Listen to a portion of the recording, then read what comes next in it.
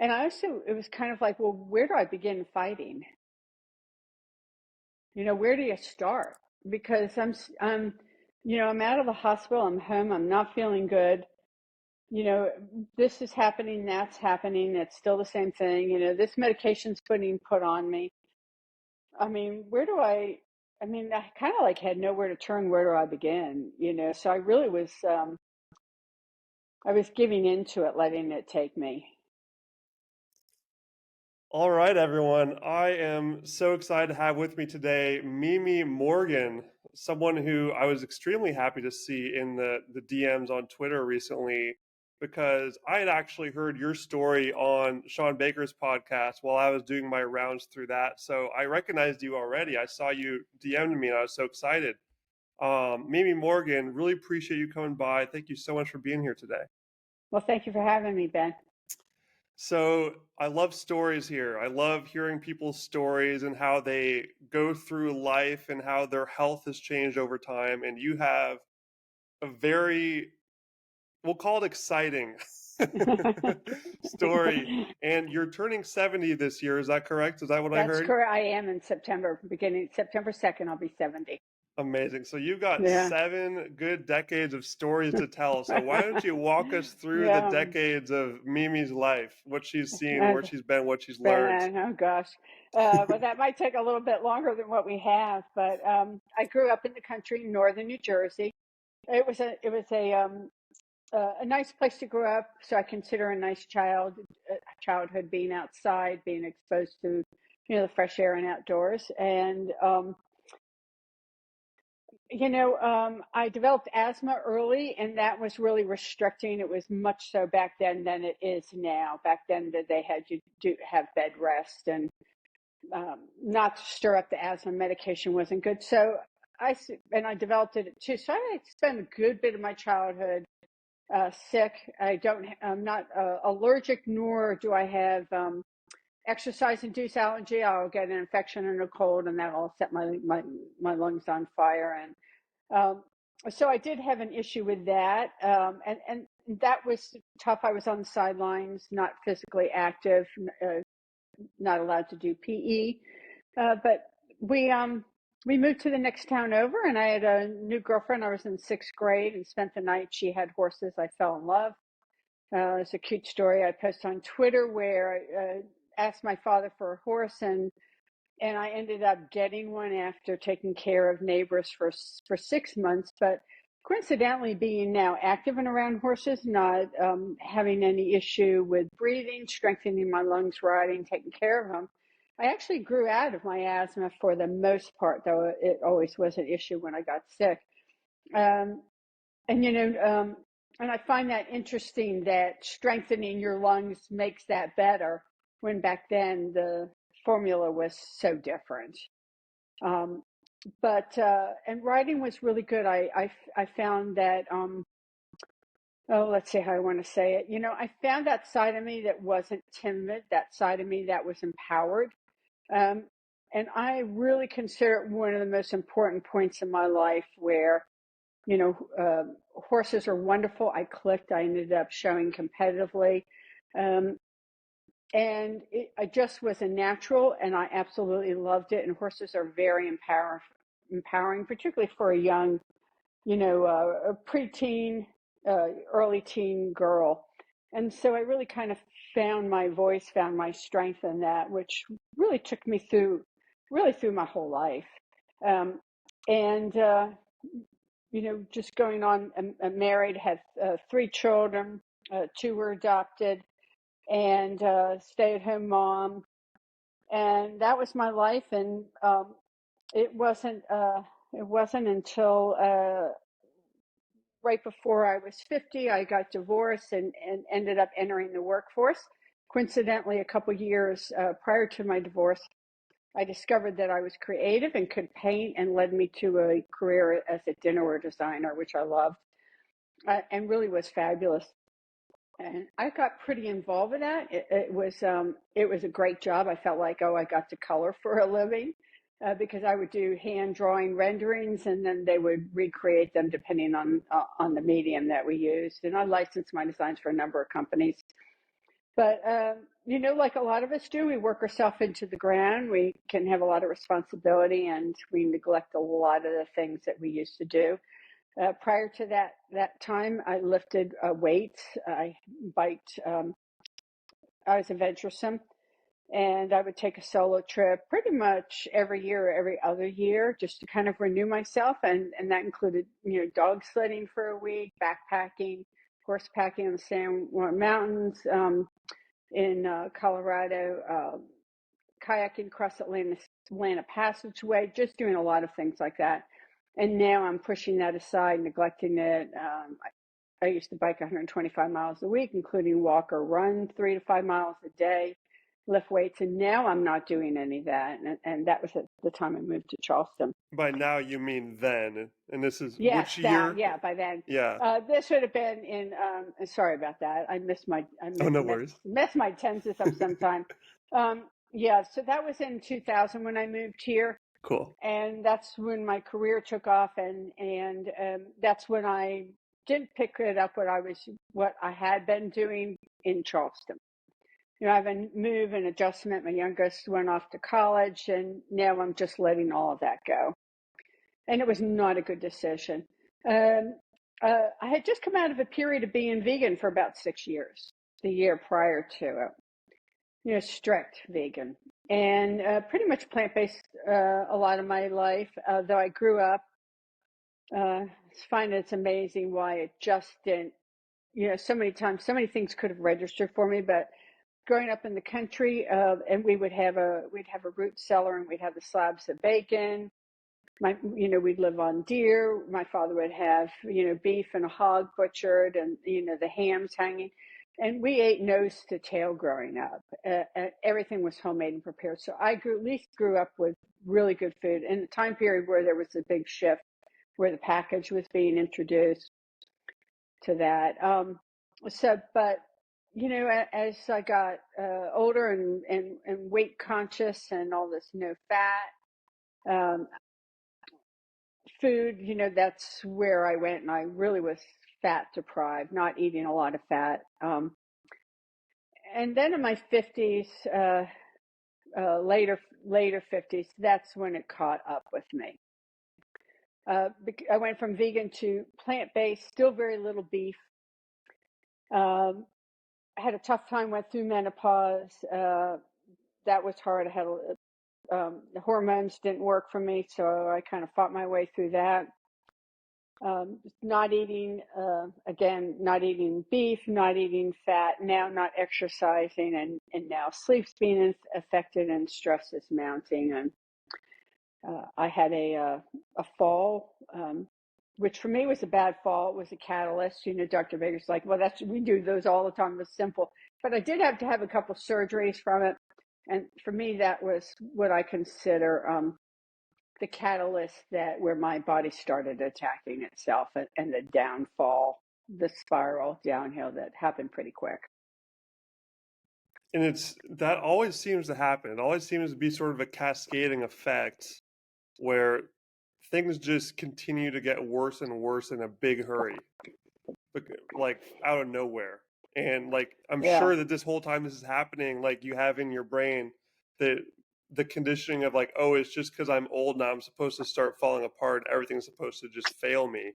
Yes. And so many people just kind of have that mindset that there's this hopelessness sort of wrapped in with it. Like there's nothing you can do. Like it's this genetic, you're getting old. And so I'm sure, were you feeling that as this was happening? I was feeling that. That's what you hear. And now I know it's an absolute lie. But yes, you definitely feel that way. And I definitely felt as if mine was just absolutely spiraling out of control, and my end was going to be way sooner than I ever imagined. I have good longevity in my family. But I could just see any hope of having any kind of a fulfilling, vibrant, normal life, ever being active again, was gone for me. And it happened pretty quick. So I developed what's called dupuytren, which happened from the surgeries, where my hand just went nuts developing collagen and these nodules. And that I had radiation treatment, which again, here's another moment where I could have had a wake up call and I didn't, which I think back and I just wonder how could I not have, but the treatment for that is to cut once you lose the use of your hand. And here I am, an artist, and it's in my right hand. This is to cut once your fingers claw up. And that wasn't an answer for me. And I did a lot of research and found a treatment that was successful in Germany. Went to another state and found somebody who could team with somebody here and prescribe for me to have radiation to try to destroy the nodules. So here I'm thinking out of the box, and yet my mind didn't go any further than this. And I find really interesting. But that doctor who treated that noticed something was wrong. I was in a lot of pain, having a lot of trouble moving, and I was sent to a rheumatologist. That's where I was diagnosed with RA. Rheumatoid arthritis, right? Yes, yes. Yeah. And so could you give actually, I guess you're in the middle of this, so I won't interrupt you, but Yeah. just like a timeline, because I know that you had so many of these things pop up. So the first one was the So, nodules in the hand, and then you got that right, looked at, and you have rheumatoid arthritis. right. What was a general overview of all the different Um, diagnoses you got? I had my second surgery. I broke my wrist, had a surgery, had soft tissue a year later, developed dupuytren within 3 months, was diagnosed with RA a month later. 2 years to the month, I was diagnosed with Parkinson's disease. That's pretty quick Yeah. for that many big events for that to happen. And then I had trouble with the Parkinson's. I was put on medication right away. I had 3 of the 4 symptoms. You need 3 out of 4. I had 3 of them. I did not have a tremor. A What were year. those 3, just for reference? Yeah. So I did not have the one that most people think of Parkinson's, which is your tremor. And that's a Parkinson's sort of where your hand kind of rattles back and forth. It's different than other typical tremors. Though I did have typical voice tremor and speech difficulties. So for me, I had slowness in movement, bradykinesia. I had stiffness, cogwheel rigidity. They move your limbs, and your limbs feel like you're going on a cogwheel. And I had balance problems. I have pretty severe balance issues. Those were my 3. And I had trouble with the medication, a lot of nausea.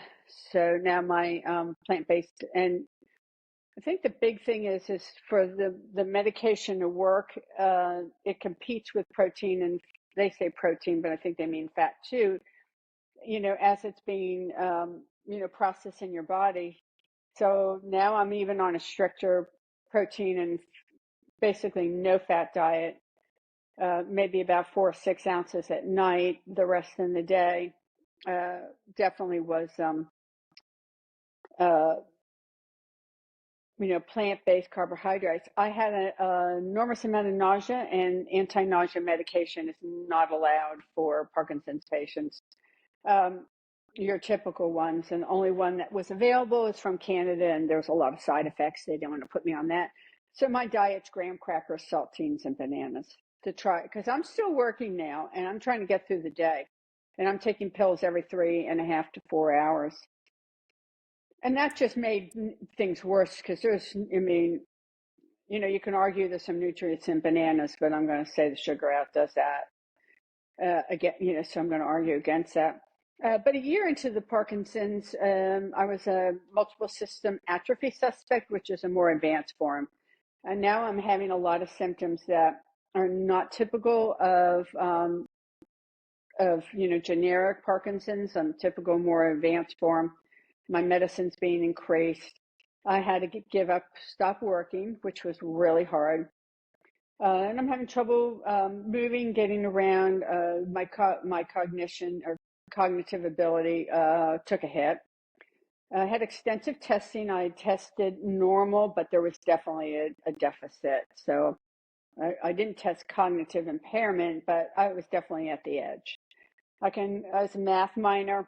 It can hold an enormous amount of information in my head, an enormous amount of numbers. And I mean, I couldn't do simple division or subtraction. And then all of a sudden now executive function can fail, typical with Parkinson's. And that's what we do every day. And I'm an excellent and a skilled cook. And now I can't put together a meal. So I'm really having a hard time.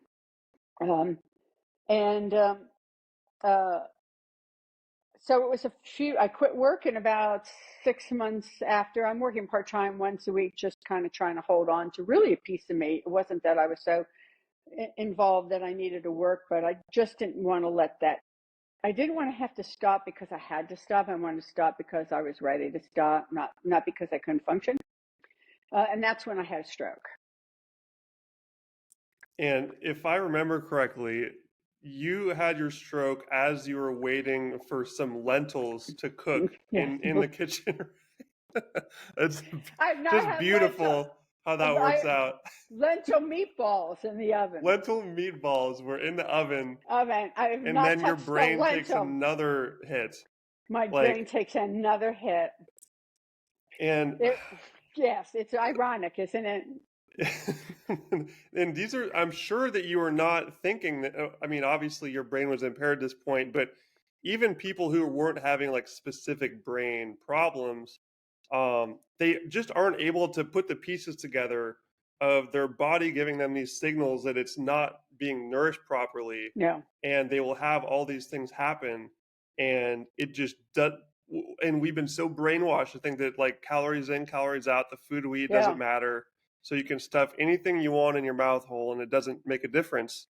When even for absolutely. things like, digestive problems, like people who have like ulcerative colitis and IBS and Crohn's, even they are told it doesn't matter what you put down a tube, when that's literally the thing being shredded by the food they're eating.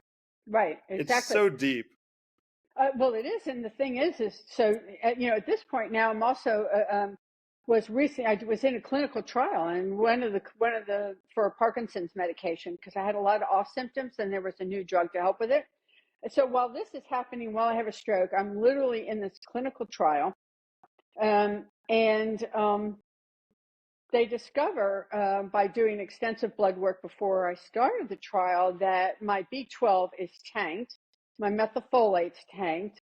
I'm deficient in this, I'm deficient in something else. So now I'm on the injections, whatever. Meanwhile, everybody's still saying plant-based, and I'm not having a steak. All the doctors, I mean. So never once did anybody tell me I needed to eat more beef. I needed to do this. It's like, I'm taking the iron, you need injections, you need a special type of methylfolate, you need this, you need that.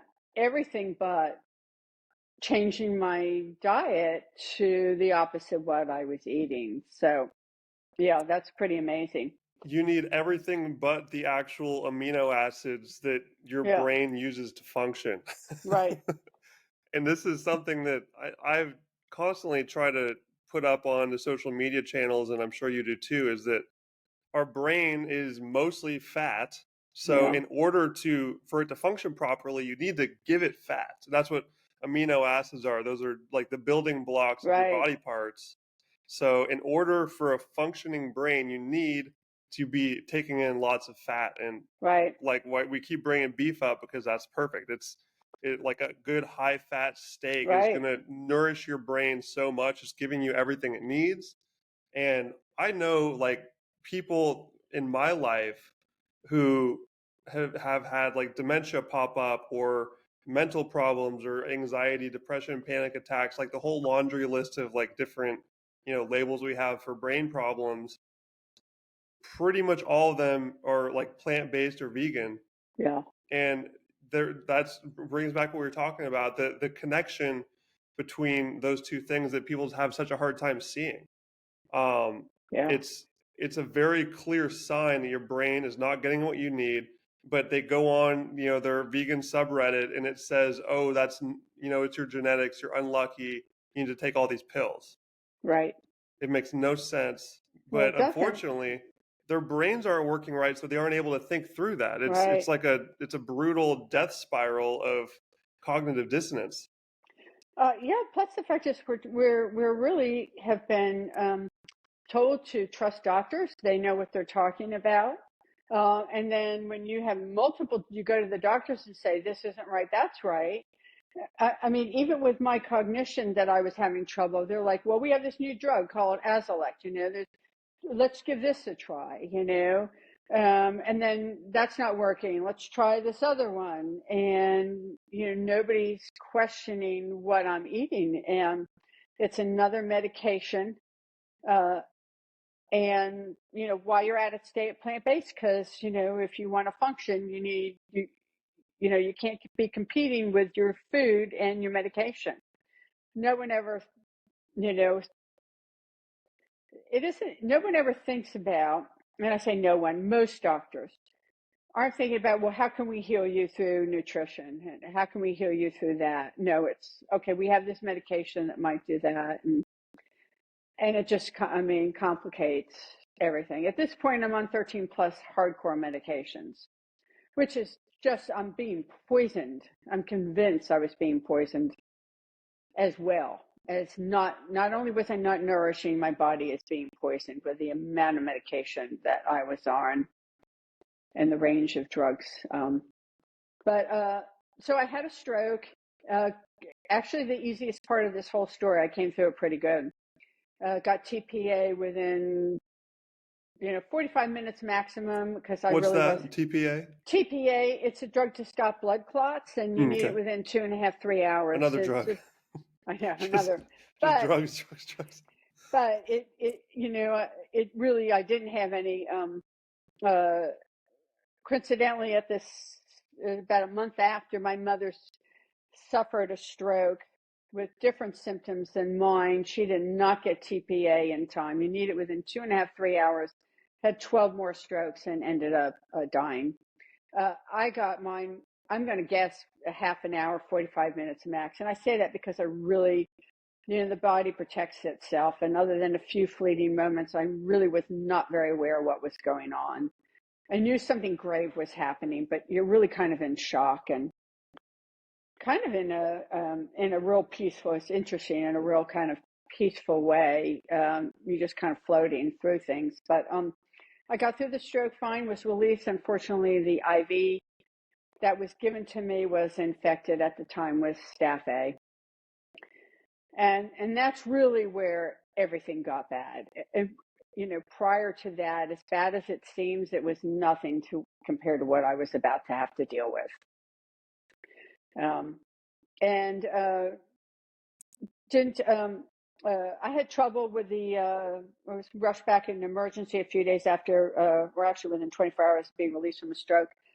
And they finally figured it out in the middle of the night and started the antibiotics. Unfortunately, the antibiotics weren't working. My blood cultures were coming back positive 5 days.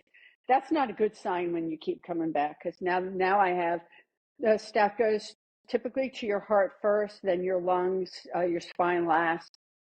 Unfortunately, they looked everywhere despite me complaining about my back, and I never had back trouble.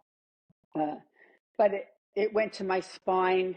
They put me on another antibiotic. I started to get better. I was released from the hospital with a PICC line, which is a line that goes from here into your arm, and where I'm fed antibiotics 24 hours a day.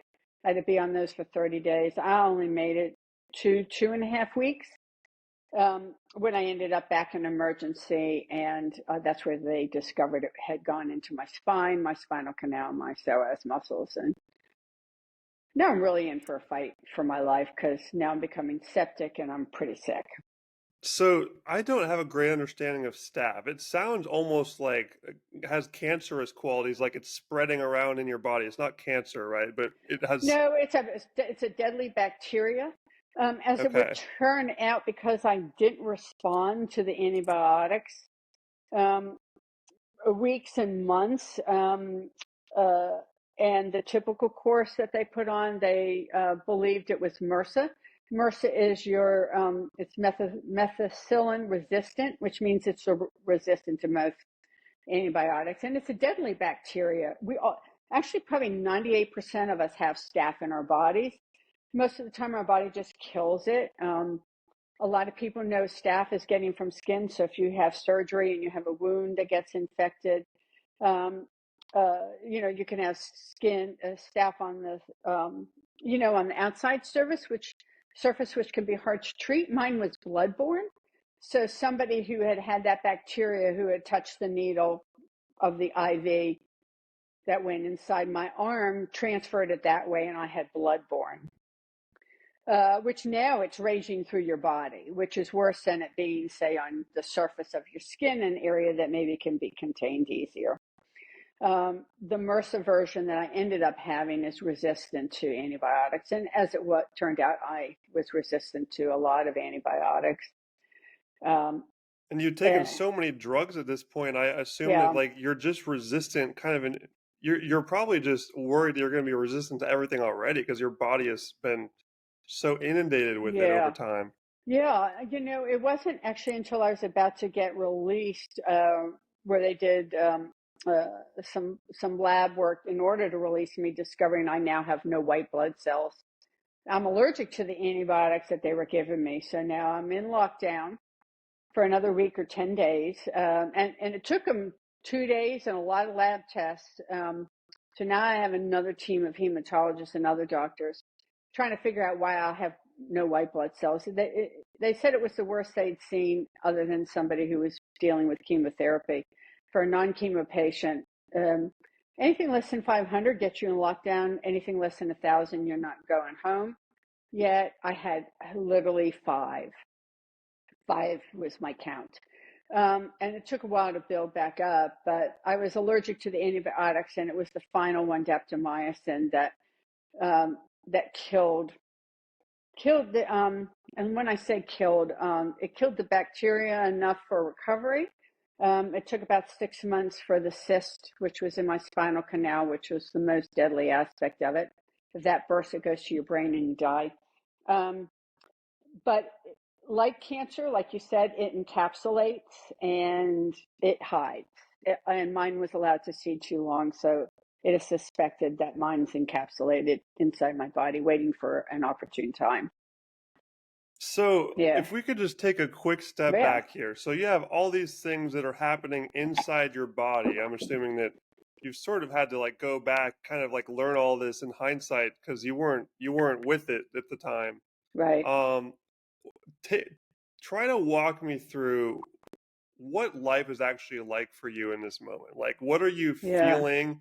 Are you Um, just in pain everywhere, or are you just too, is your brain just too checked out to even like know what's going on? Were you just like kind of traveling through time in a cloud? Like, what was it like in that yeah. moment? So I was in an enormous amount of pain. The pain, hundreds of spasms a day in my back. From the infection, because it destroyed a lot of my bone and my vertebrae and my disc, my muscles. So I'm having, and if you have a back spasm, imagine every time you breathe, you have one. You know, sometimes between 1 and 300 a day. It was just every moment. So I was in a lot of pain. I don't do pain medicine either. Pain from RA, pain from the Parkinson's. Um, and, I also spent a lot of time in bed. I was sent home with a walker, so I'm having trouble moving. Uh, now I can't roll over at bed. It took me 10 minutes. I had to sit to shower. That's how much pain I was in. Here from being, pretty active. So the physical pain was difficult. Somebody asked me something about being depressed, and I was like, that would require too much energy. Like Yeah. I don't know how else to say it other than, I was just fading. I was gone. Getting through the normal task of every day. Like I said, taking that much time to roll over in bed. I mean, that's pretty exhausting if every aspect of your day is that slow, that tough. Um, and of course you become dead into it. And I accepted it, but, not in a good way. I just didn't, I had no fight in me. And it was kind of like, well, where do I begin fighting? Where do you start? Because I'm out of the hospital, I'm home, I'm not feeling good. This is happening, that's happening, it's still the same thing. This medication's being put on me. I mean, I kind of like had nowhere to turn. Where do I begin? So I was giving into it, letting it take me. And that's Um, it's so interesting how you said like the depression side, you didn't have that like luxury from the place you're in, which is just a crazy thing yeah, to even say. But like there's different levels to, like life, and right. depression is way down there. You're in a real rough spot if you're depressed. But below that is like survival mode. Like you can't even use enough of your brain to have sadness or understand like No, I perception. mean, yeah, it would have been over. I think it would have been over not only too overwhelming, but it requires energy to feel. And I didn't have any energy to feel. Um, Not to mention that the you become one of the things with Parkinson's is and ultimately, and to that story, which we will get to, I believe I was misdiagnosed. I definitely had a form of Parkinsonism, but part of that is you get masking, which is your inability to have facial expressions, and things become flat for you. You don't experience joy the way other people do, the way you did before. You don't. And there's a term for it, and I really should look it up. But when we do something, or if we exercise, or we have a moment that of of pleasure, say you're painting, or you're golfing, or doing something, that stays with you. And then when you think about, well, I want to golf again, that those feelings come back to you. Well, when you have Parkinson's or Parkinsonism or some sort of disorder, and that you don't have those, so you are starting at square one again. If you think about painting, you've got to go through a process of setting up your oils, and all you can see in front of you is there's work required to do that. You can't connect with that joy. So I really was emotionally flat and unable to connect with anything that ever had brought me any pleasure. Everything is just like work at this point because It like it is. It's just work. Yeah, there's no reward. There's no reward hmm. in everything that I did. And not only from an emotional, but definitely from a neurological inability to connect with that reward, you know? So have we reached rock bottom yet, or is there more to Yeah. go? No, no, Please tell me. Yes. no. We're at rock bottom in that I did physical therapy for 3 times a week for about 15 months. I did not get I did not really get better. I was able to get to a cane, which is certainly improvement from a walker, but I'm still really limited and restricted. I'm Um, sorry to interrupt, but I just like to yeah, try to keep the timeline in order yeah, here. So sorry. is this like in the 60s No, now so or yeah, 50s? no, this is in the 60s. Okay. This would have been 5 years ago. 5 years ago. 5 years Okay. in February, yeah, at Gotcha. this point. And I was released I'm released from ortho. This is it. Um, you're not going to get any better. This is the way, your spine is. This is your life. Make the best of it. Uh, and I did have moments of trying. I tried to, push myself. Sometimes I get further than, a few blocks walking. I did get out and try walk every day, but then that would set me back 4 or 5 days. The pain would just be unbearable. I couldn't move. And that's when I had my epiphany, and life started to turn around for the better. And I know, it's a miracle I had one. When I look back, I shudder sometimes, thinking, what if I had missed it? And hopefully for me, my epiphany was divine. Hopefully, I would have gotten smacked across the head a couple more times till I got it. But it's my mailbox story. I turned around in defeat, ready to quit. My family's already saying, look, in a couple of years, we're going to have to put you in a home. This is really not going well. And I turned around really kind of accepting my lot that I can't do anymore one day. And I heard, well, okay, so you can't do this. What can you do? And I stopped and scanned my body, and that was my 10-step answer. And I turned around and I walked 10 more steps that day. I'm sorry, just for so Yeah. the mailbox story is like you would go for walks to your mailbox, right? I would go to, yes, Mm-hmm. to a mailbox, a couple blocks Mm-hmm. down.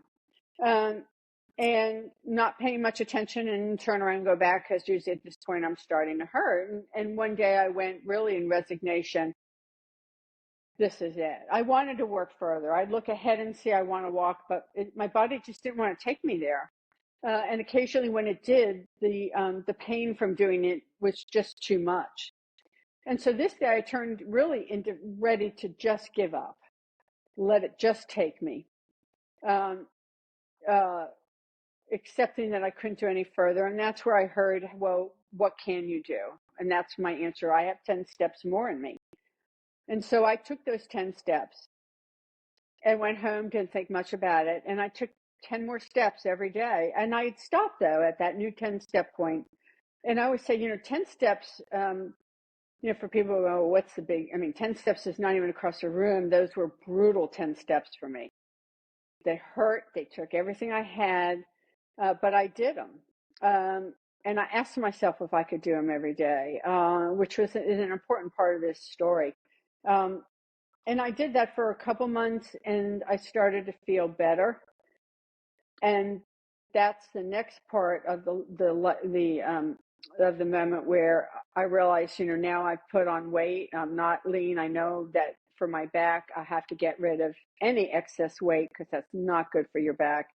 I'm still in pain. And that's where I sought help from somebody across the street. Still not connecting, still thinking, well, what's one more pill to help me lose weight? And he offered me a solution, not a pill. And that was, he offered me, I went over everything I ate. I went over, which is still pretty healthy, considering I didn't have to get rid of a lot of junk and everything. I went with my medications, and he said, well, we need to get you well. I want you to eat 50% fat, 25 protein, 25 carbs. And Basically like paleo or keto, somewhere in there, just low essentially. carb, just a Mm-hmm. low carb. It wasn't quite keto at this point, though. I would soon become that. But 50% fat, I'm going to guess I probably didn't have 5% fat a day for most of my life. Baby steps, yeah. Yeah, and now he wants me Oh, you mean 50% fat. before that you had like none? I'm sorry. Yeah. No fat, no fat, Mm-hmm. no fat. And if I had a piece of toast, I'd even put butter on it. No fat. And that was life changing. And I didn't. It took a few months. There was improvement, but and I kept with it. Met him once a week, and then about 6 to 9 months in. Because I'm learning a new way, I'm finding I'm eating more fat, and I'm also finding that I'm feeling better. So that's where I went keto. And it wasn't until I got to 70, sometimes 80% fat, where I noticed my neuro symptoms were disappearing. And could you And, walk through like actually what was on your plate in terms of like fat? What sort of fat were you having? Because I know there's like different. well, so it would be, I was introducing beef really to get my fat. Okay, so meat was coming in. Cool. Meat was coming in, some fish. I still was eating some chicken. I might go from 1 or 2 hamburgers a week. I started to add the steak, or say I ate half the steak, then I went to the whole steak, and then I found, because my body naturally craved it, and then I started to I wanted to eat the fat. I'd have avocado to get myself up, but I really added a lot more beef. Now we're probably up to 5 times a week. And that's, 6 to 9 months in where I noticed that my neuro symptoms were disappearing.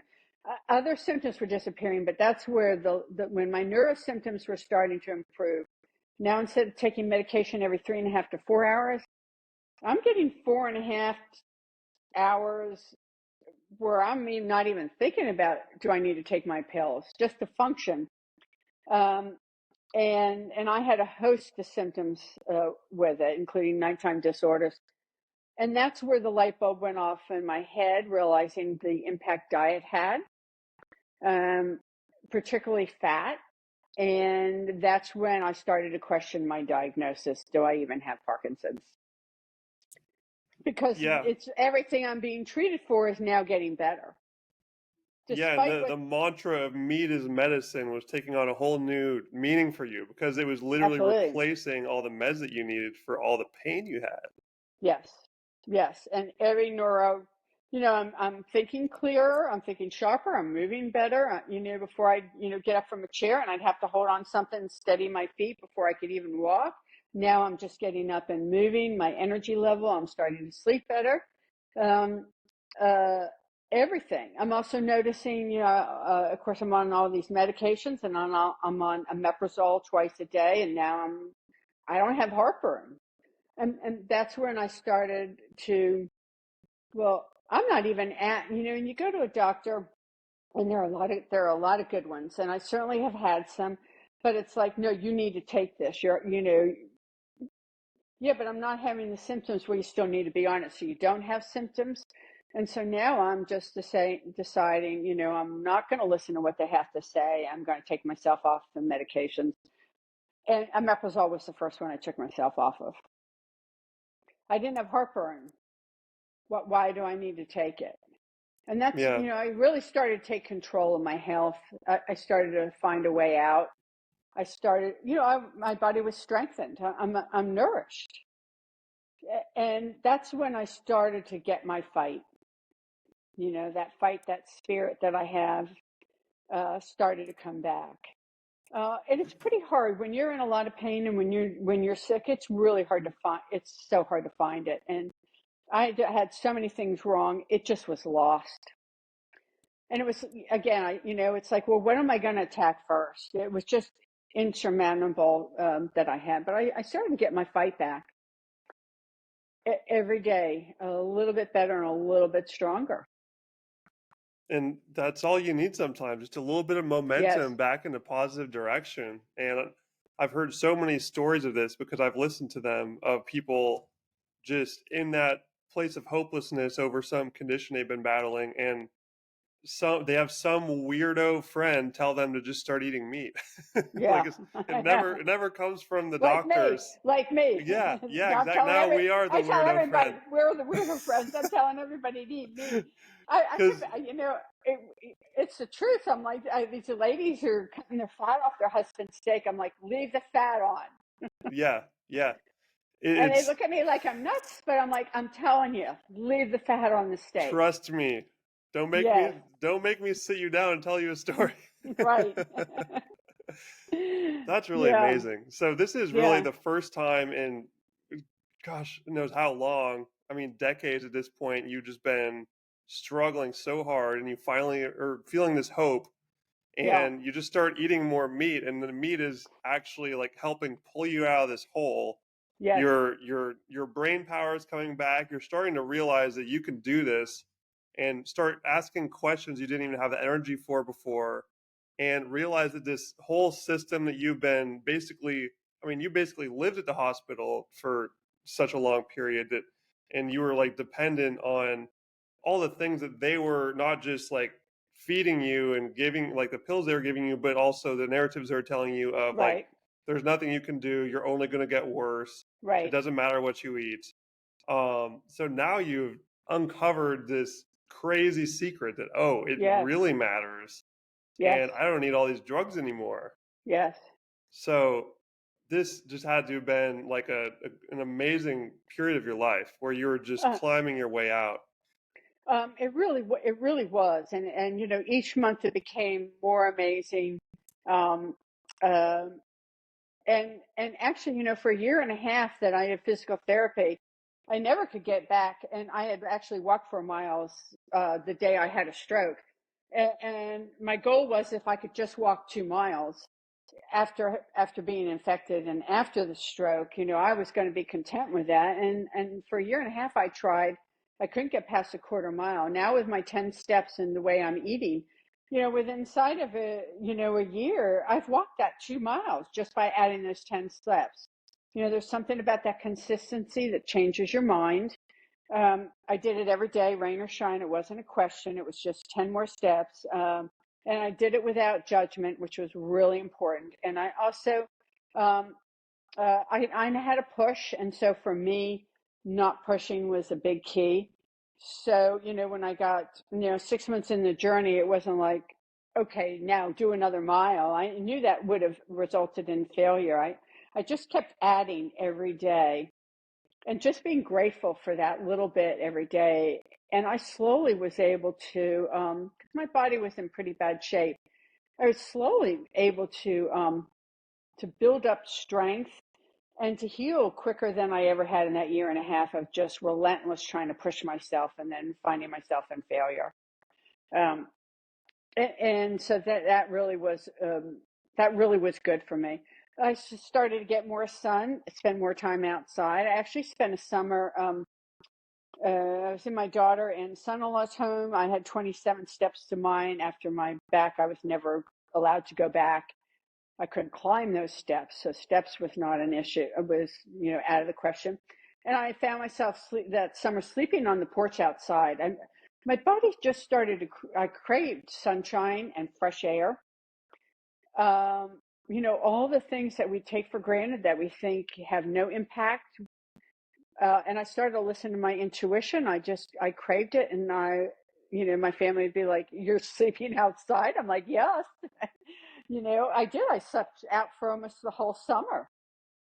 On this porch, I was up high and I had a great breeze on the water, and I just needed it. And, and I then became needed less and less of what the physicians were offering, and I started to listen less and less to them. I started to go less and less, and I started to wean myself off of all my medications. It took pretty close to a year and a half to get off of them all. I did it slowly. I always say I don't recommend that. I'm not suggesting people do that, but I knew that that's the path I had to do. I knew I could trust my body. I knew my body could heal, and I was going to listen to it. And if I had to back off cutting, if I had to stop back cutting off my medications and take it slower, and I did go very slow, reducing them. But I eventually, I'm 2 years, 2 years this June, have been off of all my medications. I'm medication free for 2 years in June. That's amazing. And at what point did you go all the way to carnivore and just cut the last plants out? Because that Uh, happened somewhere in here, right? yeah, it did. So that was last January, not 20 January 2023. I was feeling good, um, but I still was wrestling, and I think I've turned the corner now of getting recurrent infections because the last drug I got off, they wanted me on antibiotics for life. They said the infection would come back and would kill me. Because I took antibiotics every day for almost 3.5 years. I took myself off of those, which was a huge risk. I was willing to take it. And I actually took myself off of it before I asked them, could I go off? And then they said no. And I said, I'm sorry, I've already been off. Uh, and so that was the last one. And then I decided a couple of months later from that, I'm going to try carnivore, really streamlining my diet. So now we're 16 months into that, and it's been really good for me. I Cool. don't need I prepare my food in different ways, so that's where I get my variety. I might cheat a little bit, a healthy cheat if I'm traveling or somewhere, but I stick to it on day to day. I buy regenerative beef. That's a big one for me. Um, is to do that, to have the healthiest nutrient rich foods to try to heal my body, and the payoff has been really good, really good for me. And I like it, and I plan on staying with it. As long as I can. About 2 years this April, because I now at this I had 2 years ago I had just a routine bone scan, and was borderline osteoporosis, which is really no surprise considering my medications and the state I was in. And they wanted me on medication for it, and I said absolutely not. And I started weight training. I weight train 3 times a week with a private trainer, and we 2 years this month. And I mean, it's a miracle. It really is, and our body's ability to heal. It's just astounding. I absolutely think we can heal through anything. Um, and it might take longer, and it might be harder, and I might not get to 100%. I think I'm 90% healed now. As I said, I turned the corner. But I'm almost 70, and I think that's pretty remarkable considering what I went through for as sick as I was for as long. To have that kind of reversal at my age really says how our body's ability to heal when you give it what it needs is just remarkable. Absolutely. And just your track of just removing the medications over time, um, like I don't even know like what supplements are or these medications because as soon as I started the carnivore diet, I researched that like, do I need supplements? Like, do I need vitamin C or vitamin D or something? Yeah, And I mean, out of mostly just laziness, I was just like, I'm just going to try without it and see what happens. yeah, And then I did more and more research and just found that you don't need any of that stuff. So I feel terrible for these people that have to like I'm traveling quite a bit, so I bounce around different countries and I see a lot of other travelers and a lot of people have like they carry supplements around with them when they're eating like and especially people yeah. who are on like vegan diets they Oh, have God, to yeah. carry a whole bag full of pills Right. just to be able to function Yeah, and I definitely have just sort of gotten more outgoing about this over time as I've done more research and try to like tell them like like if you aren't getting the nutrients you need from your food that's a problem that right, means that you're not eating the right food and maybe like trying to band-aid over it with a bunch of these little basically pharmaceutical things with fluffy right, marketing on it might not be the best like right, it may be able to like plug up enough holes so you can function. right, But most of the time, they've never felt what it's like to actually be running at an optimal level by having the best food. right. And Yeah. I'm sure No, you've seen this too because you were a vegan at one sure. point. You've been in that world, so you understand like that thinking as well. Well, yeah, absolutely. And I had a gazillion of them. Now, I do take a few supplements, and magnesium's one that I do take every day, helps me with sleep. Um, and and sometimes I can back off from that. But I do find that one definitely does help me, and I need. But again, my body was starved of nutrients for a long time, and but no, I don't. I'm in warm weather, so I get sun here, so I don't need vitamin D anymore. And I fought to keep my levels up, even taking prescription strength supplements, and I don't any longer. I get my morning sun, try to get some later in the afternoon, and then with my food.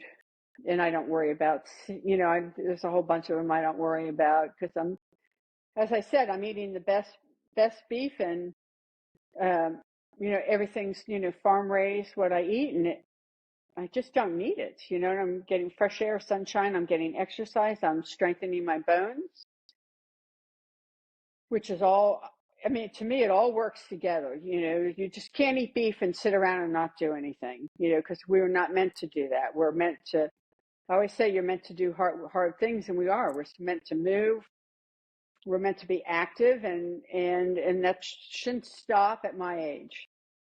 I'm really glad you mentioned that because this has been one of the biggest mindset shifts I've had in terms of, like helping people that are trying to lose weight or get healthier in some way is that I used to really believe that narrative that you just need to exercise more, you need to work out more, you need to start there and maybe like look into diet later. But now I know much better, which is like if you're just giving yourself a better diet and like the carnivore diet is like the optimal human diet is Right?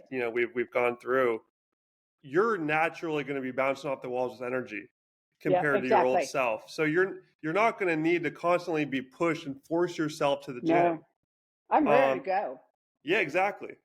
And when I see these Yeah, people, when I see people at the gym just grinding away on a treadmill, just like sweating buckets, you could just tell that there's a sapped of energy. They got nothing left, but they're just pushing themselves Right. because they think that that's the way that they're supposed to lose weight. And I just want to grab them by the collar and just tell them to go throw away all the salad and just eat steak I know. because then they're It's the naturally going truth. to become their healthy body shape. It Um, works naturally. it does. You naturally you do. Exactly. It increases. I mean, your energy, your mood. Every time I work out with a trainer, and I do 3 hours with her a week. We cut back from four. It's a little tough. I need the recovery time. And she says, well, when it's done, she's absolutely killed me. And she says, how are you doing? I'm like, I'm feeling great. She goes, only you. And I'm like, Yes. yeah, that's because I eat steak. When you're in ketosis, your body is just on another level. And that's one Oh, of the things that I realized myself was that back when I was fueled on carbs, like I had like a limit at the gym for how long I could work out before I was yeah, just done and I had to go home. But after that short transition period, like when you're first like switching to carnivore, like I think most yeah, people they're a little low energy for a while, like a week or yeah. two, typically, Yeah, it's because you're completely shifting your fuel source. Your body's still kind of right. figuring out like what is this stuff. But once I got in it, I remember specifically this day that I had this workout where I was just going all out the whole time to failure every set, and yet after every single set, my energy was going up. Like I was getting Yeah, more energetic as the workout yeah. went on, and I was like, "This is weird. I've never I felt this know. before. Like I've never had my energy bar increase the more I work out, and It's nice, isn't it? it's crazy." And like Yeah, I can imagine like the people that do like endurance exercise too, like people that do running, and no wonder why like carnivores are just breaking all these records everywhere. You got Sean Baker breaking records for the rowing machine, like right. runners that are doing full carnivore, they're in ketosis. They're doing like multiple marathons a week and they're not eating anything, and everyone's like, how Yeah. are you surviving without all your like sugar blocks and gels and Oh, bananas everywhere? Like is because they're still in carb mode. They haven't right. tasted the ketosis mode before. Yeah, I train fasting. Yep, I, same. and my workouts are good, and I've tried the other way. I've even tried, adding like half a sweet potato. I've, tried having a little protein 4 or 5 hours. It's like, no way. I'm so much better, and my workouts are so much better. I do it fasted, and then I eat after. Um, but yeah, it really is. It's absolutely amazing, and our energy type. Plus, we sleep better. Sleep is was such an important part. My sleep was really bad, um, horrible on many fronts, and I sleep better with this diet, and so that's allowed me to heal too. And a lot of people accept that sleeping poorly is part of life. And Right. I like to challenge all these things that say, just because obviously I'm getting older, but that doesn't necessarily mean that I'm aging. I actually reverse the clock. And I still think that I can continue to do that.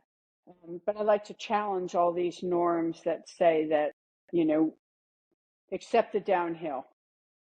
Yeah, absolutely. And one of the things that I wanted to come back to that you mentioned earlier, how you're, sleeping outside and just like feeling Yeah. more naturally attracted to the sun. I love that you bring that up because this is another thing that I notice so prevalent among the carnivore world is people just suddenly wanting to do all these very human things that Yeah. we look at our like ancestry and like this was always normal. Like people would always be out in the sun. We would tan naked. We'd Right. be outside all the time. We'd be walking, grounding all the time, and like swimming Yeah. in the ocean. All these things now that like just seem like only these weird people do, Isn't that and like funny? it's now like looked at as this weird thing. It's more normal to have like shoes on your feet and like Right. you're living in a concrete jungle where you never touch the ground. Right. You never have. Bundled up. Mm-hmm. I cold adapt. You're bundled up. I mean, I Mm-hmm. cold swim in the winter. I don't know why that's so weird.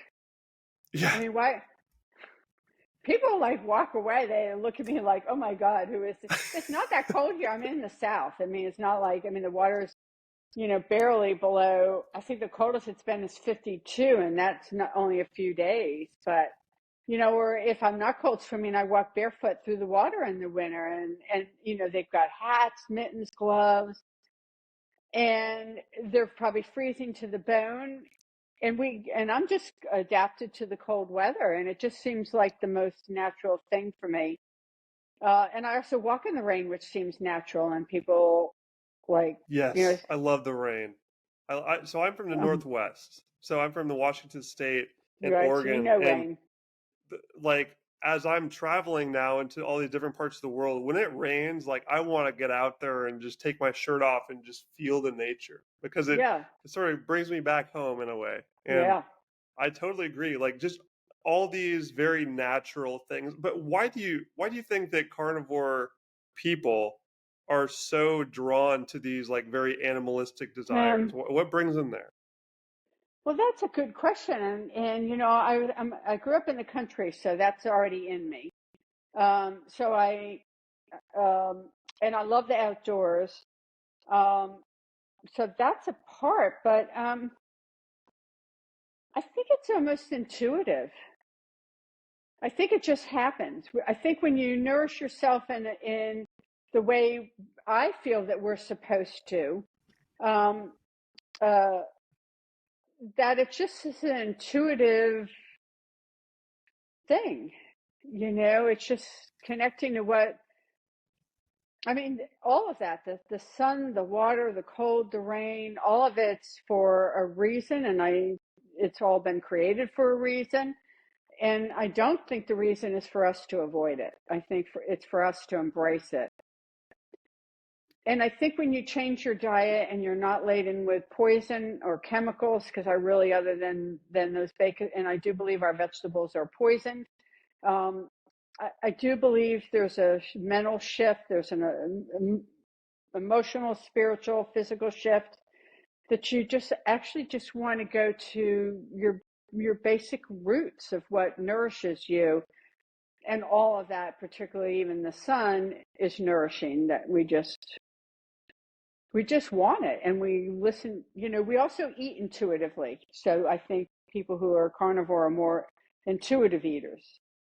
I don't measure. Yes. I eat Hmm. till I'm full. And some Yeah. days that's a bigger steak or bigger piece of beef. I don't just eat steak than other days. So there's an intuitive aspect to it that I think that we get in touch with, that then we start to listen to the other parts of us say, I need to play outside. I Yeah. mean, how many people don't play outside? And I think that's an important part Hmm. is, playing in nature and connecting to that.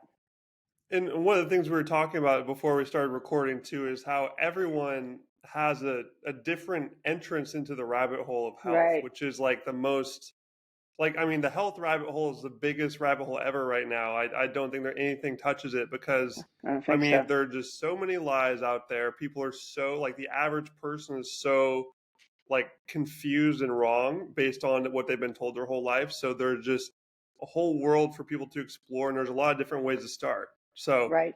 for me, it was just watching Instagram reels of people just talking shit about seed oils, and I Yeah. eventually just saw enough of those, and I was like, you know what, this makes sense.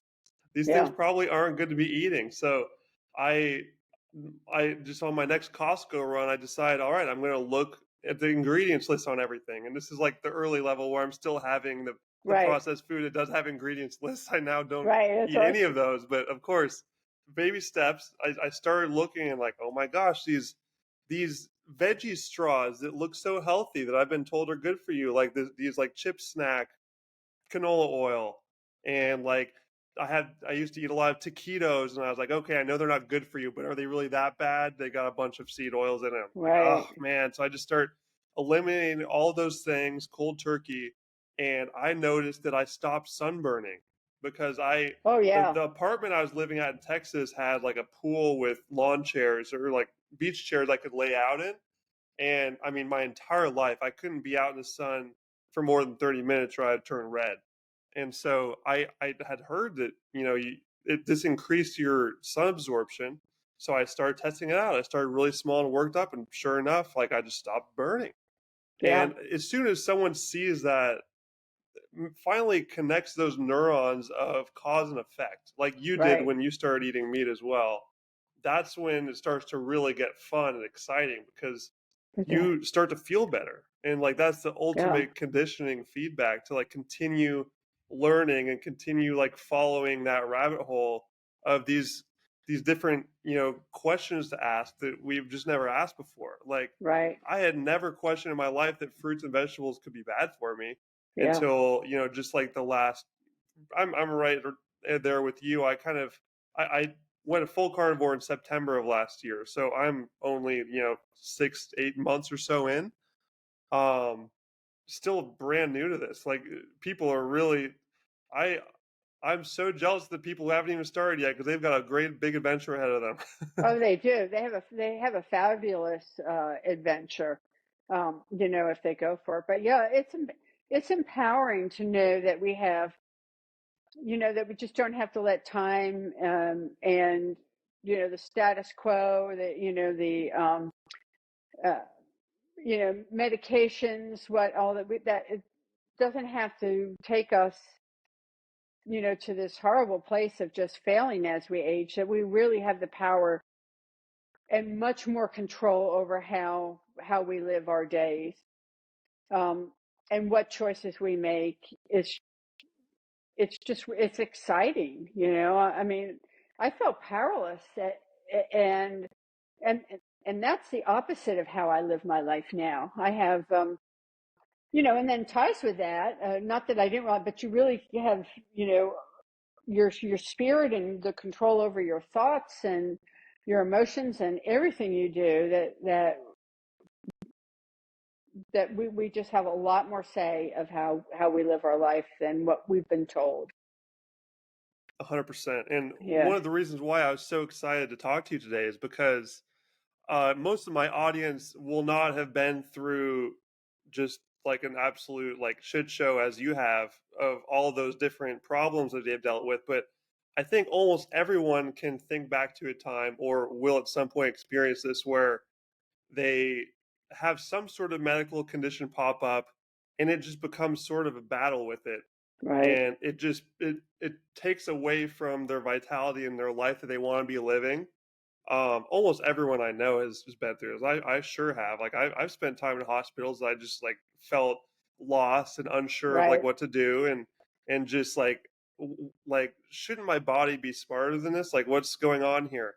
And just finding out that the people within that system, often the doctors, are not bad people, but they've been No, raised in a bad system. They've been they have. brainwashed harder than anyone else by like the big pharma funded like medical Correct. schools. So you really have to like look outside of that and try some different methods if you're not Right. happy with what you're getting. Right. Um, Yeah, because it will spiral out of control. Maybe not at my pace, but mhm, what one thing will pile on to another, and then another, and you keep adding another as you age. Because you mhm. haven't gotten to the root cause, and that is your body's not nourished. Um, yeah, because I mean, I even have pretty bad osteoarthritis, and I have no pain from it, Mhm. Yeah, and which one I of did. the I did before. I mean, I would live, taking, popping Advil all day long just because my joints hurt. I have some bone on bone joints. I just don't have the pain anymore. yeah. My joints are still that way, but I just don't have the pain. And a lot of people are just like, well, there's nothing I can do about it. And yes, absolutely, there is. You can do something about it. Mhm. You know, um, And why not live life like without that pain all the right. time? I And know. I don't know who came up with this quote or if it's even really a quote, but the genetics load the gun and lifestyle pulls the trigger. Right. So even if you have the worst genetic hand ever and you have all these predispositions to cancer and I mean I've definitely got cancer in my family, but I don't worry about that at all anymore Yeah. because I've been through I learned about Dr. Thomas Seyfried's work. I listened to Dr. Chafee's talk with him and just learned how cancer is a metabolic disease. Yes. It's fueled by sugar. So, like, if you Yeah. remove sugar, you're home free, baby. You don't have to worry about that anymore. Like, I, this I, I is. do believe so. I do believe so. Yeah. Mhm. Yeah. Unfortunately, we're not taught that. And people are skeptical, but I'm convinced. Hmm.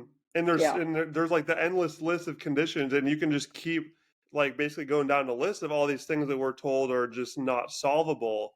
And right. cancer is just the biggest one, but I mean, talk like rheumatoid arthritis is one you dealt with, Yeah, Parkinson's. right. People don't think that those are curable. Like, Yeah, but when you just change your diet, they resolve. yeah. I So do believe that yeah, we can resolve everything. You still might, again, I believe I was misdiagnosed. 25 to 30% people are, but I definitely, I lived with the diagnosis for 6 years. And diagnosed the top three centers in the U.S. too, not just one, um, by teams of doctors who studied me for hours in the clinical trial, hours every week for 9 months. That I think you can prevent it. I really do. I think you maybe for that disease, um, there's a trigger and you might not be able to stop it. I think you can slow it down. I definitely think if you eat this way before, if I had eaten this diet before, I do not ever think I would have been diagnosed with it. I think yeah, I would have stopped it. There's definitely a correlation. It definitely has to do with fat. Just because whatever cognitive issues I had were reversed and then some. And there's people doing some great work with dementia with that, seeing that, in ketosis and eating a diet high in fat, that, people are not dealing with the dementia problems that they had before, and that's reversing. So I do think we can prevent a lot, and so why wait till something happens? Why don't you just stop it from happening in the first place? yeah, absolutely. And we're watching this mass awakening going on of people realizing that all these things that they thought were diseases are really just Right. diet related, just a meat deficiency, quite Yeah. literally. Yes.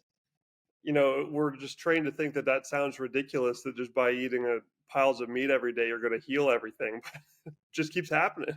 It does. Try it and see what happens. Hmm. And you might need to try it for longer. Some people say, well, I did it for 2 weeks or three. I didn't notice a difference. Well, I mean, you've got to stick with it for a while. You've got to give your body Hmm. time to heal, and Exactly. but yeah, I definitely, I'm absolutely convinced that we have far more ability to heal than we're ever led to believe. Yeah, absolutely. So Yeah. I want to talk just a little bit about this new era of Mimi right now. You Oh. have like 10,000 followers on Twitter, and you've been getting on all the big podcasts everywhere. You've had a super great time just getting famous from telling your story. Yeah. I want to hear like what have been the highlights from you? What have you heard? Like what sort of feedback have you gotten from the community? Have you had people reach out, say that Oh. they've had similar experiences? Like what has that been like for you? Yeah, it's been wonderful. It's the best part. Uh, it's a little hard for me putting myself out there, but I've gotten comfortable with it. Uh, and it's an important story to tell. I get wonderful messages from people, and a lot of people who not only are not only trying carnivore, or not only people who are, or keto. And I was clean keto too, by the way. I do want to say that I wasn't a junk keto, I was clean keto. That or carnivore, but people also who had given up hope, who are finding their 10 steps. What is it they can do? A lot of people with strokes, a lot of people with MS, a lot of people with Parkinson's, definitely the neurological side. I get tons of comments from you know, uh, and it's been really rewarding. It's good. I've developed some good friendships, some nice relationships. You know, our side, what we do with the food on the carnivore keto side. Not only the experts, but just the community is to me, the best community on all of Twitter. I mean, really, they're just, and a lot of people have gone, through hell and back a few times and have reclaimed their health and are sharing the story, I hope, to be a light for somebody else who, wants to buck the system, because that's what we have to do. The system still wants us to. And now, with the big push of trying to take away our meat, the system is really going to come down on us really hard. I really encourage people to make friends with your farmer, support them now, because there's going to come a time where you're not going to be able to have access. Might be a little bit more expensive, but honestly, it's going to cost you if you don't, because they are going to come down, like a ton of bricks on us trying to take away our meat. And Healthy food now, or you'll pay for all the pharmaceuticals later, which is going to be way more oh, expensive. I mean, mine was 65,000 plus a year, my Oh medications. my gosh. Yeah, just Yeah, one was 50,000 a year. One injection a week for my RA was 50,000 a year. It was just shy of crazy. shy of 5,000 a month. Um, so yeah, but it's been really rewarding. It's fun. I have some great opportunities that are coming up. I've enjoyed discovering that I like writing, so there's been some fun there. So it's been good for me. Hopefully, it's been inspiring for other people. And I hear from a lot of people that aren't sick, that are particularly women that are in their 40s and some approaching their 50s, who have been brainwashed to think menopause hits, it's all over. Life's gone. You're going to be some you're just going to wither away and be some old woman and obsolete. And they're like, wow, I'm really thinking about how I'm going to age and how I'm approaching this. Uh, and so it's been really good for me. Yeah, and this is something that I'm really trying to push hard to, is just that like women of all ages, I feel like are really targeted harder than any demographic by Oh, the we are. Yeah. plant-based Yeah. marketing and all this marketing that you're evil and you're killing the planet, you're killing, you know, there's just so much like fear porn around eating meat for women from birth Sure. Yeah, that just hits them harder. And I'm it sure does. you've watched that. And Sure. so like I really try to push this messaging out, even though I'm always going to get the vegans in my reply, just oh, don't tell women how to live their life. Like whenever you're a guy doing that, you're going to face that. But I feel like we Okay. really need both sides to come together here and really try to show women that they this has to change. Oh Like, yeah. I mean, well, one, we've got a soft spot, so we like the cuddly animals. That hmm certainly hit me in my decision. yeah, it's like a So horse rider. Yeah. yeah, and I hmm wanted to be a vet, so I mean, that certainly got me. I even gave up a fur coat because of it, hmm and uh, it's like, oh my gosh, I'm evil for doing this. But yeah, so we have a soft spot, so we're definitely targeted there. And we're targeted because we've been lied to that this is what's going to put on your weight. Um, Right. The fat and makes you and fat. right, and actually, once you go to a high fat, high protein diet, you can forget struggling with your weight, because that's gone. You're Yeah. nourished. It's not a struggle anymore, where it is on carbs. So, but we're lied to and taught that, and we're also taught really for a lot that uh, that go through menopause and living a vibrant life, feeling good about yourself, having a body that's fit and looks good. That's out the window. That's gone. It's over for you, and that's a hmm lie. I Yeah. really, when I biked 125 miles a week, I was in weight trained. I was in really awesome shape. I'm not too far from that, hmm at 25 years later. And this has only been 2 months. So I was frail, uh, no muscle mass 2 years ago. And I've been able to build, and we can build muscle at my age. It's slow. It requires work. It's not as faster as all the young girls, can do 6 months what takes me a year, but we can, and we're supposed to have muscles. And because there's going to come a time where something's going to happen, and you're going to have trouble getting out of bed. You're going to have trouble rolling over, and you're going to be glad you have those muscles. Yeah, and this is sort of an ongoing theme for this podcast. I hope that people are really picking up on is that you shouldn't wait until, oh, what was when I talked to John Laspina, like fix your roof when it's sunny outside is like how he says it. You don't want to wait until things go awry to start, looking for Yeah, solutions. Like you really right. should just become the absolute best you can now. And I would put myself in that boat. Like I wasn't really struggling too hard with anything. I had some asthma that I had sort of grappled with for most of my life.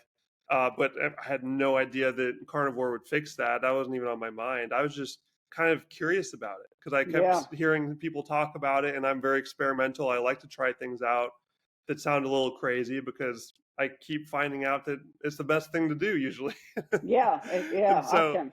I just went for it. I was in Colombia. The steak was cheap, so I said, "Let's give it a try." And lo and behold, I felt better than I've ever felt in my life. So I'm like, again, the bro science people on the internet are just undefeated. Like Yeah, these weird people just yeah, saying to do the exact opposite of what we're told. Just they're batting a right. thousand right now. Yeah, absolutely. And we really are designed to do hard things. We're designed to build resilience, and we've gotten soft. We really have gotten Right. soft. And I don't believe we're created to live like that. We are to do hard things. It builds character. And it prepares you because you can do all the right things. Life's hard. Things happen. Life can be tough. And it can change on a dime. And we need to be prepared. And like you said, it's the time is to do it before and not after, Absolutely. you know. There's one more thing I want to talk to you about, Sure. Mimi, and then we'll wrap this up. Because so you're almost 70 years old now, and you can see, I'm sure, like with very clear eyes, just the way that the older generations are going through the end of their life right now. The late life period is so out of whack. Uh, my grandparents on both my dad and my mom's side have spent their final few years in a senior center in assisted living facilities. And now as I go visit them, I'm starting to be a little bit more cognizant of like how the place is set up, like what life is like there, looking at what's on the cafeteria, like lunch table. And do you want to take a guess on what is all over the lunch table, like everything they're eating? Oh yeah, I can guess. It's because I was in one for 3 weeks for rehab. Yeah. Absolute, I mean, garbage. It's Carbs, carbs. carbs, sugar, carbs, Yes, carbs. have your oatmeal, have your fresh fruit, have your orange juice. That's your breakfast. And then have a piece of toast. And then for lunch, you maybe get a small piece of meat. Most of it's with a roll, vegetables out of a can. Potatoes. So add some starches. More fruit, iced tea. Have it with sugar. I mean, they're just being poisoned. Yeah. Yeah, It's none of it's nutritious. None of it's benefiting them. Um, I see it all the time. I see it with friends that I get together with, and they eat like that. They have diabetes and they eat like that. and it's And just yet another place where the most vulnerable people are. Like, and it's just comical how this keeps happening. How schools, schools like are just, where oh, young awful. children are like growing in like a critical window of development, they're fed garbage. They have, everyone that grew up in a school system remembers our plastic lunches and Yes. vending machines and sugar everywhere. And then at hospitals, I mean, Are the worst. And freaking then hospitals no where people fresh are the air, and sickest. right, no fresh air, um, at all. And you're under these horrible lights. Yes, yes. I'm And glad you brought that up. The blue light fluorescence, yeah, because terrible for you. yeah, Hmm. and I'm glad you said that because I turn my lights off before it gets dark. Um, Hmm. it, and I like candles, and I start my day that way Super too cool. until the sun comes up. I go through a lot of candles, and they're unscented. But yeah, Perfect. Yeah, an scented hour. candles, no good. The real candle's good. Yes, but that's how I start. And it's actually very peaceful. There's something nice about Yeah. that. But yeah, if I do watch Basic Unplugged, if I do watch something, or obviously if I'm on Twitter, I've got, blue light blockers. That's been a huge thing in my sleep. But Hmm. yeah, and the young kids are poisoned, and And it saddens me that that somehow we got swept into this and didn't see it happening. Because, I'm old Right. enough that I remember uh, not only myself, but my friends. I was, born in 54, where real food was served, where we played outside until our legs were tired and we collapsed, because we got fresh air and sun, and we weren't, we didn't have sunscreen slathered on us, and we were trim, and we ran from one house to another, um, and we didn't come and sit and watch TV. Was maybe an hour a week for a treat. So I remember that, but somewhere not soon after that, we lost sight of it, and it's a shame that we didn't see it. Right. And in one of the previous interviews I did was with Nina Teicholz, who I'm sure you're aware Yes, of. She wrote The Big Fat Surprise. She really sort of walks the reader through the exact steps that brought us from what you just talked about and where we are now. Like, how did we get here, basically? And personally, I have never been more optimistic. I know it's easy to get really sort of dragged down in this state of yeah, despair when you look at how ridiculous it is that, I mean, those perfect examples of schools, hospitals, and assisted living homes, like the most sensitive humans on earth are being the most poisoned. And then you look outside of that, it's not much better. I mean, if you right, walk around, I walk in airports a lot because I travel, and I see just this view of humanity. It's like a pretty good general picture of the world right, just continuing to get worse right now. It's really in a tailspin of just inflammation everywhere.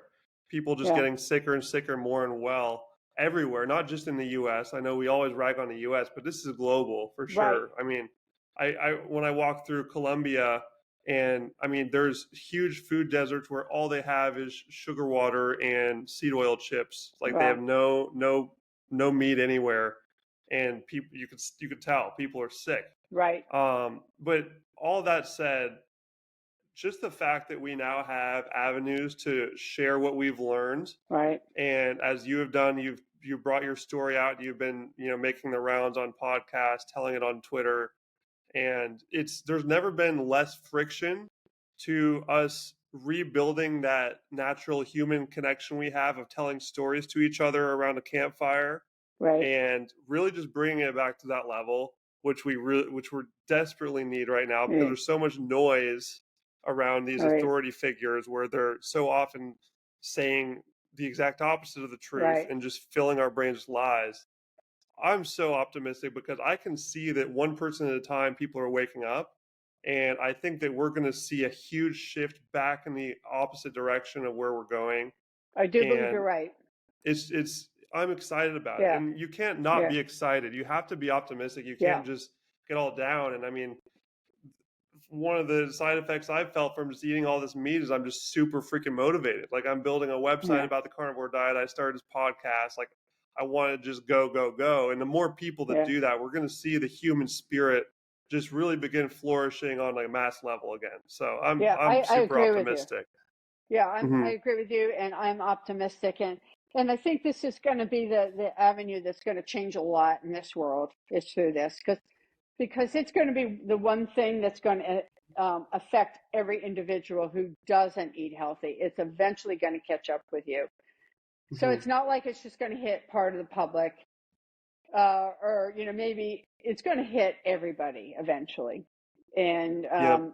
I and then you've got a lot of people there to reach, who are going to be looking for other answers because they're going to see that what they're doing doesn't work, and that they need another answer. So I'm even encouraged when I go out to the beach, even in the winter, how many people are out there watching the sunrise that I see more than before. I mean, that's even to me a shift. Yeah. Yeah. And there's a lot of little shifts like that happening. Yes. They are happening if you open your eyes and look around. Like, Yeah. I definitely am with you. I think that people are really, I think we've turned a corner in a big way. And it's Yeah. still a little bit quiet right now, but I think that more and more people are starting to just feel, at least have enough of some slack of empowerment to where they can start asking questions that they didn't feel comfortable before. There's so many people like breaking the door down and taking those first bullets as they go through the door of just Right. like breaking the norm, you know, like Right. a good example of this for like doctors is like Sean Baker and Anthony Chafee and the Right. types who just don't care what anyone says. They take a I ton know. of flack for it all the time, but you know, these are like good, powerful men who know that Right. we need to make a change here. And it doesn't matter how many vegans are just flaming me in the comments. Like someone needs to make this change. Right. And so, you know, back when Sean Baker did a podcast on Joe Rogan, and Joe Rogan's another good example of this. This is 2017. Like no one was talking about this yet. So that was the very beginning, and just him breaking that door down and making it Right. acceptable to talk about this has just led the way for so many other people until now we have like idiots like me making podcasts to talk about this who have No. no business doing this, but like you know No. what, Great. Good for you. the tsunami is on, my friends. This Right. every the more podcasts we can get, the better. The more stories I being know. told, the better. And so, like, it's the shift is happening, and I'm always encouraging everyone who has a story to tell to do that, to get their story Yeah. out there, ask more questions, be transparent, don't be afraid, and Right. we're going to see a really exciting change ahead of us. Oh And I yeah. know you're going to be there with us for the next 50 years because you're going to be Yeah. lived to 120, like No. Chafee talks about. The carnivore diet's Oh, got you. yeah. Well, yeah. It's got me. I don't know about 120, but I'm hoping close to 30 would be really nice. So we'll Yeah, see. But yeah, no. Listen. Yeah, I'm right there with you. I Yeah, love it. which is why I keep telling mine. It's like you got to hear what this old lady has turned her life around, Yeah, and uh, so yeah, it's great. Thank you. absolutely. Mimi, it's been an absolute pleasure talking with you today. I really appreciate you sharing your story, being so open about this, and doing what you do. What would you drop as your final mic drop Uh, thing for the world right now? Like, what do you think uh, people need to most hear as they are maybe going through a hard time of some sort health wise? Everyone's got something going on that they just have like kind of monkey on their back they're trying to yeah, solve. They've heard about the carnivore diet. They've heard, you know, people cutting out the plants and things happening for them that are positive. What message do you have for them right yeah. now to Oh, maybe give this thing a try? um, well, I think you have to keep it simple when you're really sick. I think you have to just start really slow until you build the energy. Uh, so that's really important. I'm convinced we're called to do hard things, and life is hard, but we have to do them. So I really encourage people to do hard things, and part of doing hard things is live by nature, not the system. Those are my two favorite sayings, um, and that means making choices for your health, and don't let this system suck you into because it's not working. Every decision I make is this a benefit for my health? And sometimes that means I make a hard choice and decide not to do something that I would like to do, but I know in the long run that's not good for me. And you just got to put one foot in front of the other, and you have to be patient and give it time. And but the body has the ability to heal. So Absolutely. Embrace hard things, buck the system, yeah, one foot in front of the other. yeah, What else did and we have? Oh, repair the roof when it's sunny outside yeah, and eat tons of meat. yes, and tons of Rules meat, to live right? by. That's right. And honestly, you will. I feel like I can walk on water most days, and you can reverse, and you'll feel like that. Just it depends on how sick you are. You have to just give it time. My journey of healing was 3 years, a little bit each day.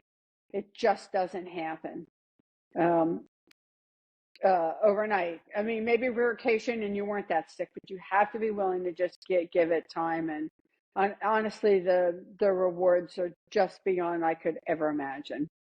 Yeah. Be patient for sure, Yeah, especially if you have a lot to, if your body has a lot of healing to do. And this goes for like no matter what you're dealing with. Like even if yes, people are just trying to lose some weight, yes, like even I hear people that they actually gain weight for a little while first because their body is so starving for nutrients. right, They're just like piling the meat in and that's part of the healing process. Like, It don't is, stop and it yourself. Don't feel like there's something wrong with you. right. Just eat, continue eating till you're full, and Yeah, your body will naturally find that yeah, equilibrium. And then once it's healed and full of nutrients, then the weight will come off.